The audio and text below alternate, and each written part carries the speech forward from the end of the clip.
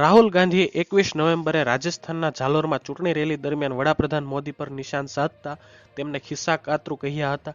તેમણે કહ્યું હતું કે જેમ ખિસ્સાકાતરું હોય છે તેમ મોદીનું કામ તમારું ધ્યાન હટાવવાનું છે. એક તમારી સામે આવીને વાત કરે છે, તમારું ધ્યાન ભટકાવે છે, અને બીજો પાછળથી તમારું ખિસ્સું કાતરી લે છે. રાહુલે કહ્યું હતું કે મોદીનું કામ તમારું ધ્યાન ભટકાવવાનું છે, અદાણીનું કામ તમારું ખિસ્સું કાપવાનું છે. બંને આવે છે, એક ટીવી પર આવે છે, તમને કહેશે કે હિન્દુ મુસ્લિમ ક્યારેક ક્રિકેટ મેચમાં જતો રહેશે. તે અલગ વાત છે કે તે હરાવી દીધા વડાપ્રધાનનો અર્થ પનોતી મોદી. રાહુલ ગાંધીએ પીએમ મોદી પર તીખી ટિપ્પણી કરતા ચૂંટણી પંચે નોટિસ ફટકારી હતી. બીજેપીએ આ નોટિસના એક દિવસ પહેલા ચૂંટણી પંચમાં રાહુલ વિરુદ્ધ ફરિયાદ નોંધાવી હતી. આ મામલે દિલ્હી હાઈકોર્ટે સુનાવણી હાથ ધરી રાહુલ ગાંધીને નિવેદનને અયોગ્ય જણાવ્યું હતું.